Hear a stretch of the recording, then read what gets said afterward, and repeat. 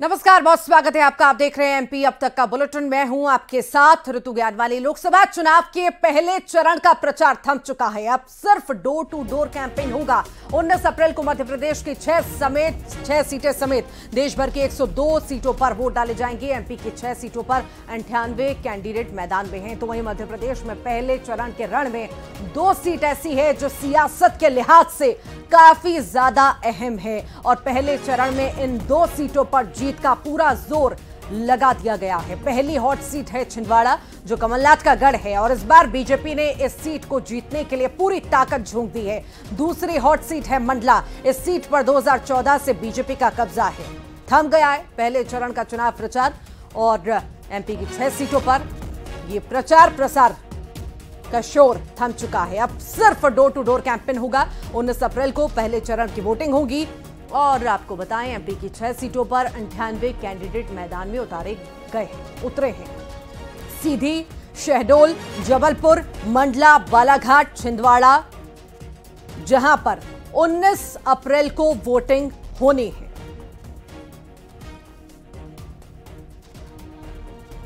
छह सीटों पर, मध्य प्रदेश की 6 सीटों पर चुनाव प्रचार प्रसार का जो सिलसिला लगातार चले आ रहा था, जनसभाएं हो रही थी, रैलियां हो रही थी, जुलूस निकाले जा रहे थे, वो अब नहीं हो सकेंगे। सिर्फ डोर टू डोर कैंपेन हो सकेगा 2 दिन।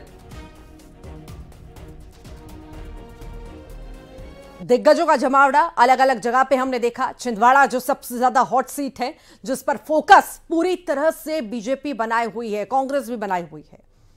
अब जो है यहां पर प्रचार प्रसार खत्म हो चुका है, डोर टू डोर कैंपेन हो सकेगा। कल भी आपने देखा किस तरह छिंदवाड़ा में सभाएं हुई, आज हुई, तो ये अलग अलग दिन अलग अलग दिग्गज जो है मैदान में उतरे, अलग अलग जगह पर मैदान में उतरे। इन 6 सीटों पर पूरा जोर लगा दिया गया। छिंदवाड़ा की बात करें, ये हॉट सीट है, यहां पर भी बहुत सारी सभाएं हुई। कांग्रेस भी पूरा जोर लगाए हुए है, तो वहीं बीजेपी भी पूरा जोर लगाए हुए है। और ज्यादा जानकारी के लिए सहयोगी शैलेंद्र चौहान हमारे साथ जुड़ गए हैं। शैलेंद्र, प्रचार प्रसार का दौर अब खत्म हो चुका है। अब सिर्फ डोर टू डोर कैंपेन चला सकेंगे, लोगों के पास पहुंच सकेंगे जो लोग हैं, कैंडिडेट्स हैं। आखिर किस तरह का माहौल आप देख रहे हैं इन सीटों पर? देखिए, बिल्कुल पहले चरण की जो 6 सीटों पर चुनाव होना है, वहां अब डोर टू डोर कैंपेन चलेगा। अब घरों पर दस्तक देकर प्रत्याशी व्यक्तिगत संपर्क कर सकेंगे। अब जो चुनाव प्रचार का शोर था, जिस तरह का रैलियां थी, रोड शो थे, अब वो सब थम चुके हैं। अब घरों पर जाकर व्यक्तिगत संपर्क हो सकेंगे और प्रत्याशी अपने अपने स्तर पर संपर्क कर सकेंगे। जो बाहरी नेता हैं, जो अभी तक चुनाव प्रचार में बड़े नेता जिन क्षेत्रों में थे, वो सब अपने अपने वापस लौट चुके हैं और इसके बाद सारा फोकस अब व्यक्तिगत संपर्क में होगा। और अगर हम बात करें, अगर 6 सीट है जो, तो सबसे महत्वपूर्ण सीट है छिंदवाड़ा, सबसे हॉट सीट, जिस पर सबकी नजरें टिकी है। मध्य प्रदेश में एकमात्र यही सीट है जो बीजेपी लंबे अरसे से नहीं जीती है और बार बार तमाम प्रयास के बाद भी बीजेपी हमेशा इस सीट को कमलनाथ के तिलिस्म के आगे हार जाती थी। लेकिन इस बार का जो चुनाव है, कमलनाथ वर्सेस बीजेपी है और जिस तरह से बीजेपी ने इस सीट को मिशन के मोड में लिया था और जिस तरह से पूरी ताकत लगाई है, तो यहां सबसे हॉट सीट बनी हुई है। और यहां पर अब ये देखना दिलचस्प होगा कि आखिर क्या कमलनाथ के जो गढ़ को बीजेपी सेंध लगा पाएगी और भेद पाएगी, या फिर एक बार कमलनाथ अपने बेटे नकुलनाथ को यहां पर जीता पाएंगे। यहां पर पिछले 9 चुनाव से नाथ परिवार का ही कब्जा रहा है, तो सबसे महत्वपूर्ण सीट जहां पर सबकी नजरें टिकी है। और कल जिस तरह अमित शाह का रोड शो हुआ, उसके बाद से एक अलग ही यहां पर माहौल देखने को मिला, पब्लिक भी उत्साहित थी। तो निश्चित ही वोटर्स का रुख क्या होगा यह कहना मुश्किल है, लेकिन दोनों पार्टियों के अपने दावे हैं। कमलनाथ के लिए सबसे चुनौतीपूर्ण चुनाव इसलिए है कि यह सीट अगर नकुलनाथ हारते हैं तो उनके राजनीतिक भविष्य को लेकर संभावनाएं जो है वो एक संकट में होगी कि अब उनका भविष्य क्या होगा। तो निश्चित ही रोचक सीट है। इसी तरह मंडला, चुनाव मैदान में शैलेंद्र, दोनों हॉट सीट पर कई सारे कयास लगाए जा रहे हैं लगातार। चाहे हम छिंदवाड़ा की बात करें, चाहे हम मंडला की बात करें, छिंदवाड़ा जो कि कांग्रेस का गढ़ रहा है, बीजेपी का जिक्र करें तो बीजेपी यहां से 2014 से कब्जा बनाए हुए है। आखिर जिस तरह का बदलाव हम देख रहे हैं, एक तरफ कांग्रेस ही छोड़ रहे हैं कमलनाथ का साथ, वहीं कहीं ना कहीं बीजेपी मंडला में कमजोर होती हुई नजर आ रही है, तो समीकरण बदल रहे हैं दोनों तरफ। ऐसा लग रहा है उधर बीजेपी आ जाएगी, उधर कांग्रेस आ जाएगी, और माहौल भी कुछ ऐसा ही। की जाए मंडला की तो निश्चित ही फग्गन सिंह कुलस्ते केंद्रीय मंत्री रहे, लेकिन 4 महीने पहले जो मंडला में जो वो चुनाव जो लड़े थे वहां से विधानसभा का निवास सीट से वो जिस तरह से चुनाव हारे थे वो बड़ा दिलचस्प था। सबको लगता था कि यहाँ पर फग्गन सिंह कुलस्ते चुनाव मुश्किल से हार सकते हैं, लेकिन वहां जनता ने उन्हें नकार दिया। और वही मुद्दे को लेकर कांग्रेस मैदान में है कि जब वो विधानसभा चुनाव हार सकते तो क्यों ना उनका 6 बार का जो जीत का रिकॉर्ड है वो इस बार टूट जाए। तो मंडला में रोचक टूटने की तैयारी में। फिलहाल बहुत शुक्रिया शैलेंद्र जानकारी को साझा करने के लिए। आगे बढ़ेंगे, दमोह का जिक्र करेंगे। दमोह और मुरैना में पीएम की जनसभा होने वाली है। दमोह में 19 को पीएम मोदी की जनसभा होगी। दोपहर 1 बजे दमोह में पीएम जनसभा करेंगे। इमलाई में पीएम की जनसभा होगी। 25 अप्रैल को मुरैना प्रधानमंत्री आएंगे। मुरैना में सुबह 10 बजे आम सभा करेंगे पीएम की सभा को लेकर बीजेपी ने अपनी तैयारियां भी अब शुरू कर दी।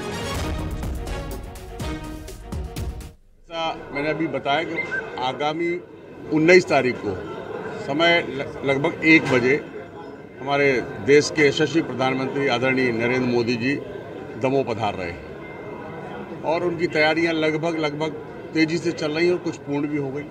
अभी जैसे प्रेस कॉन्फ्रेंस सारी चीज़ें आपको बताई गई हैं। 1 बजे आकर के और लगभग 1:45 बजे पहुंचकर यहाँ और लगभग 2:40 पर यहाँ से प्रस्थान करेंगे जबलपुर के लिए। जबलपुर से फिर दिल्ली जाएंगे। मिनट टू मिनट कार्यक्रम आपको अभी दे दिया जाएगा। 19 अप्रैल को होने वाले मतदान के लिए शाम 6 बजे प्रचार का शोर थम गया और इसके पहले सीएम यादव ने जबलपुर में मीडिया से बात की। इस दौरान उन्होंने केंद्र और राज्य की सरकार की उपलब्धियां गिनाई। सीएम ने जबलपुर संसदीय क्षेत्र के विकास के लिए 2024 से 29 तक का दृष्टि पत्र भी जारी किया। मुख्यमंत्री डॉक्टर मोहन यादव की मौजूदगी में कांग्रेस नेताओं ने भाजपा की सदस्यता ली। कांग्रेस किसान नेता गुलाब यादव अपने साथियों के साथ भाजपा में शामिल हुए।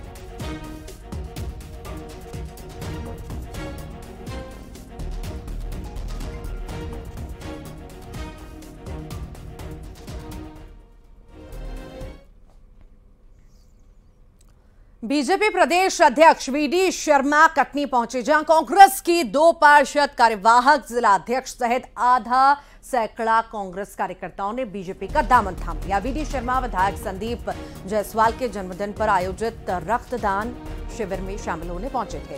वीडी शर्मा ने रामनवमी की शुभकामनाएं दी। छिंदवाड़ा के साथ ही 29 सीट जीतने का दावा भी उनके द्वारा किया गया। समर्थन प्रधानमंत्री नरेंद्र मोदी जी के साथ है। जनता का समर्थन आज राममय वातावरण पूरे देश का, मध्य प्रदेश का, खजुराहो लोकसभा का हुआ है और आज तो रामनवमी है, इसलिए उनके समर्थन देने से और उससे कुछ नहीं होता। जनता का आशीर्वाद, प्रधानमंत्री नरेंद्र मोदी जी को तीसरी बार प्रधानमंत्री बनाने के संकल्प के साथ आज जनता ने खजुराहो लोकसभा में आशीर्वाद। और अब जिक्र करेंगे भिंड का। बीएसपी में शामिल हुए देवाशीष जरारिया कांग्रेस से इस्तीफा देने के बाद शामिल हुए हैं। बता दें मायावती के सामने बीएसपी की सदस्यता ली है। कांग्रेस के पूर्व लोकसभा प्रत्याशी हैं देवाशीष। भिंड दतिया लोकसभा से बसपा प्रत्याशी होंगे।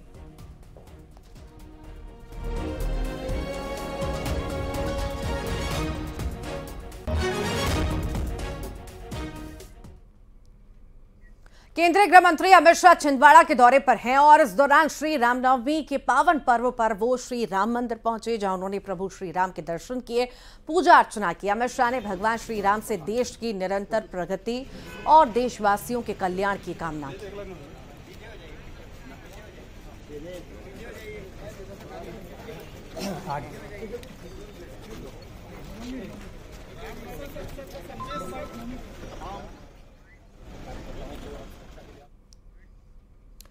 रामनवमी के दिन सीएम मोहन यादव ने बालाघाट में पूजा अर्चना की। रामपायली के प्राचीन श्री राम बालाजी मंदिर में पहुंचकर उन्होंने पूजा अर्चना की और भजन भी गाए।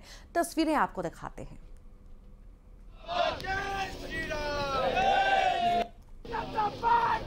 जनता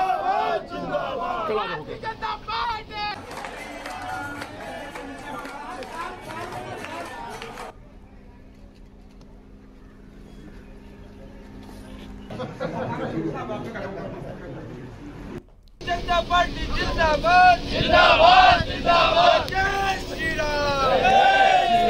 जनता पार्टी जिंदाबाद जिंदाबाद जनता पार्टी।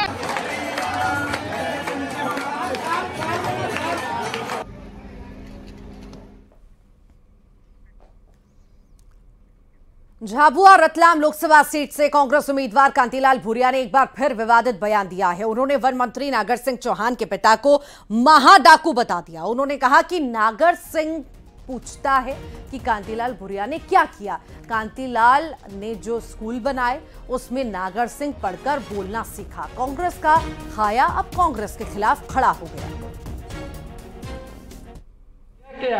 ये नागर सिंह जो स्कूल मैंने खोली थी उसमें तू पढ़ के ना बोलने सीखा है। जिस स्कूल मैंने खोली तब बोलने सीखा, नहीं तो नागर सिंह का पिता महाडाकू था।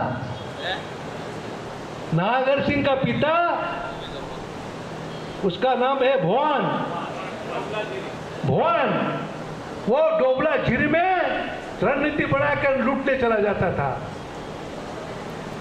जाता था और लोग परेशान हो गए थे उससे। फिर जब मंत्री था मैंने उसको, पुलिस को कहा पकड़ो उसको, कहाँ है वो, पकड़ के उसको जेल में डाला। तब जाके लोग सुखी रहे। फिर जेल से छूट गया, फिर सीधा मेरे पास आया साहब अब मैं कहीं नहीं करूँगा, कहता वो अब मैं कहीं मैं कांग्रेस का काम करूँगा, नहीं करूँगा। तब से फिर मैंने कांग्रेस में दिया था। खबर दमोह से है, जहां भाजपा में शामिल हुए कांग्रेस नेता के ऊपर जिला बदर की कार्रवाई हुई है। जिला मजिस्ट्रेट सुधीर कुमार कोचर ने आदेश जारी किया, जिसके बाद वर्तमान भाजपा नेता राजेंद्र बिदौलिया पर जिला बदर की कार्रवाई हुई। उन्हें 3 महीने की अवधि के लिए जिला बदर किया गया।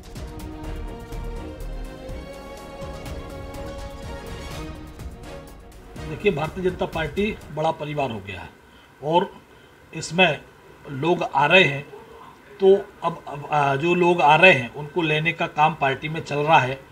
लेकिन उसका क्या रिकॉर्ड है, वो उसका क्या आपराधिक रिकॉर्ड रहा होगा, उस आपराधिक रिकॉर्ड के आधार पर प्रशासन अपनी कार्रवाई कर रहा है। तो प्रशासन अपनी कार्रवाई करेगा निश्चित ही, चाहे वो पार्टी का किसी भी पार्टी का पदाधिकारी हो। यदि वो उसकी पृष्ठभूमि आपराधिक है तो प्रशासन, चुनाव आयोग भी अभी चुनाव भी चल रहा है तो चुनाव आयोग भी संज्ञान में लेता है। तो ये सारी प्रक्रियाएं जो हैं, शासन प्रशासन की प्रक्रियाएं वो चल रही हैं। धार का जिक्र करेंगे। भोजशाला का 27वें दिन का सर्वे पूरा हो गया। एएसआई की टीम भोजशाला से रवाना हो गई। बता दें, सर्वे के दौरान मौजूद रहे हिंदू मुस्लिम पक्षकार। खुदाई की वीडियोग्राफी हुई, फोटोग्राफी हुई। भोजशाला में सुरक्षा के कड़े इंतजाम भी इस दौरान रहे। तो इंदौर का जिक्र, 20 लाख रुपए की अवैध शराब जब्त की गई है। 300 पेटी से ज्यादा अवैध शराब जब्त की गई। ट्रक में बोरी के पीछे ये पेटियां छुपा रखी थी। मुखबिर की सूचना पर एरोड्रम पुलिस ने यह कार्रवाई की। अवैध शराब की जांच पड़ताल में पुलिस जुटी हुई है। हिरासत में ड्राइवर, ट्रक को जब्त किया गया। इंदौर के देवास नाके से अहमदाबाद ये शराब लेकर जाई जा रही थी।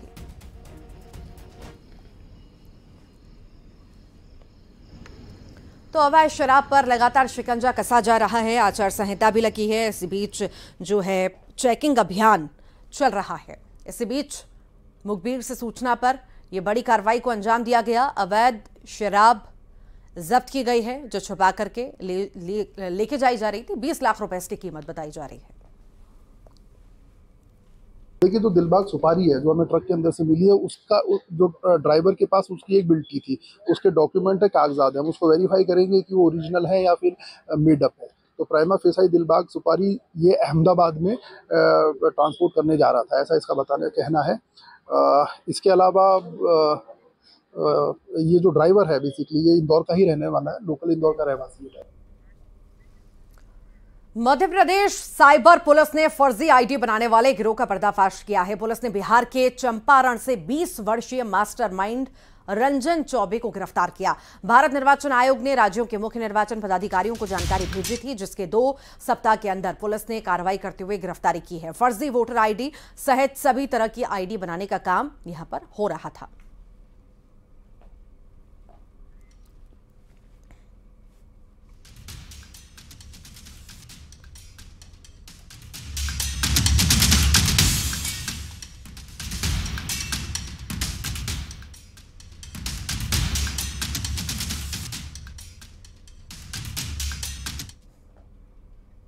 खंडवा का जिक्र करेंगे। खंडवा जिले में मुख्यमंत्री बाल आशीर्वाद और अनाथ, गरीब और जरूरतमंद बच्चों को पलने, बढ़ने और पढ़ने का अधिकार देने के उद्देश्य से महिला और बाल विकास विभाग की ओर से प्रतिमाह दी जाने वाली 4000 रुपए की राशि में बड़े पैमाने पर गड़बड़ी की आशंका जताई जा रही है। लोकायुक्त ने 3 दिन पहले विभाग के 2 कर्मचारियों को रिश्वत लेते रंगे हाथ पकड़ा था। उसके बाद जिम्मेदार अधिकारियों की भूमिका और कार्य प्रणाली भी संदेह के घेरे में आ गई है। इस योजना के लिए जिले से 170 बच्चों की सूची सरकार को भेजी गई थी। जिस सूची के आधार पर राशि जारी की जा रही है, उसकी जांच जिला प्रशासन कर रहा है। तो वहीं बाल कल्याण समिति ने कहा कि हमसे कोई अनुशंसा नहीं कराई गई, गड़बड़ी करने वालों पर कार्रवाई होनी चाहिए।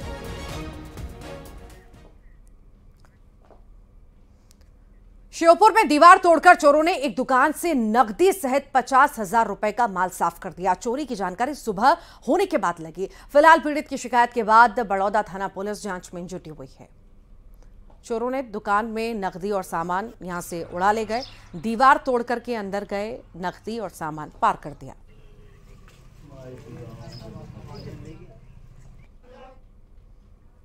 ग्वालियर में जिला अदालत ने लोकायुक्त से जवाब तलब किया है। मंदिर की सरकारी जमीन को निजी करने का मामले में शिकायत पर कार्रवाई न करने के चलते जवाब तलब किया और लोकायुक्त को 15 दिनों में रिपोर्ट पेश करने के आदेश दिए हैं। महलगांव में मंदिर की जमीन निजी करने का यह मामला है।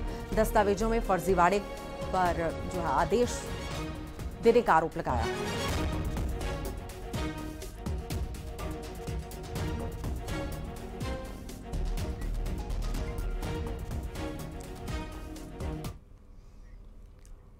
और इसी के साथ यहां रुक रहे एक छोटे से ब्रेक के लिए, जल्द लौट रहे हैं और भी खबरों के साथ।